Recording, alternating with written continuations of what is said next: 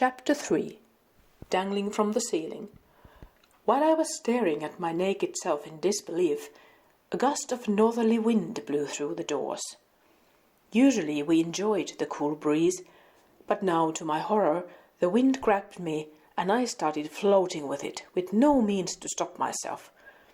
The doors to my room were ajar, and it must have been sheer luck that the wind pushed me upward and left me floating against the ceiling. A most undignified position, but fortunately it appeared that no one could see their naked king dangling from the ceiling. That would have been most embarrassing. I felt some relief. At least I would not fly up into the sky. Still, I very much wanted to return to my body lying below. I had died in my sleep, it seemed. My body was surrounded by the vizier, the missus, and guards. More guards kept the curious servants and members of the court at a distance. I could see their feet through the doorway from my vantage point. Then there were more hurried steps. The spectators stepped aside, and a priest came into the room. I knew him well. Meriptah, the high priest of Amun at Ipet Isut, or Karnak as you know it these days. With him were other priests who were carrying a stretcher. A few of the servants were now allowed in, and using the bed linen, they hoisted my body to the stretcher. The priest staggered somewhat. I had never realized how big I really was, but now, stuck to the ceiling, I had no other option but to take a good look at myself. Maybe a little less honey cake and fine wine might have been a good thing, I had to admit. There seemed to be such a thing as being too handsome.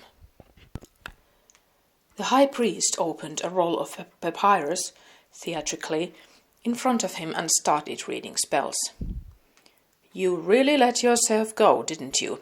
a faintly familiar voice next to me suddenly said.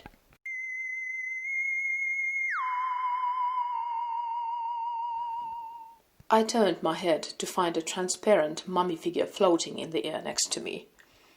"I beg your pardon?" I was most offended.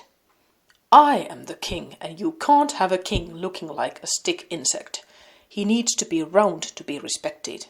And who are you?" "The king? Not anymore," it said. "Not here, at least. You are now a ghost, and a lot needs to be done so that you get your body back." The mummy took my hand and yanked me down from the ceiling to the floor. I was somewhat offended by this, as it was never proper to touch a king without permission, but I had to admit that I was relieved to have my feet on the ground again. Well, sort of. We remained floating a little above the floor. The people in the room totally ignored us. They clearly could not see us at all. We stood there and watched the high priest finish his reading.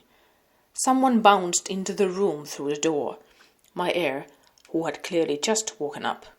The missus immediately moved to his side, and everyone bowed down before the scrawny young man. Or maybe they bowed down before the missus, I'm not quite sure. She was, and is, a formidable personality. You don't want to cross her. But whatever the case, my companion was right. I was no longer an earthly monarch. "Some king," my companion snorted, pointing at my heir. "Had I not died, I would have been a proper king. I raced chariots, could shoot an arrow and throw a spear. I had muscles." He bent his arm to show his biceps. I did not have the heart to tell him that there was not much there to look at, because I now recognized him. He was my elder son, the one who should have been king, but had died as a teenager. He sighed, looking at his stick-like arm, clearly aware of his present form. He had always been a sensible person, had never denied the facts of life and death.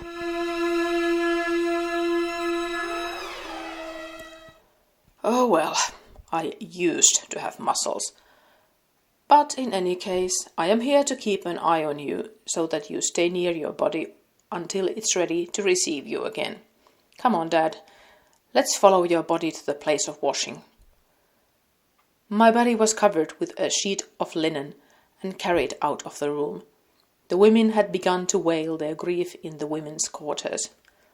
And so my earthly remains were carried in solemn procession out of the palace, with priests and soldiers in front and behind the stretcher. The missus and the new king followed after it. We floated right behind them, but of course they could not see us. And here the mummification began. This isn't for the faint of heart. Be warned, gore galore ahead.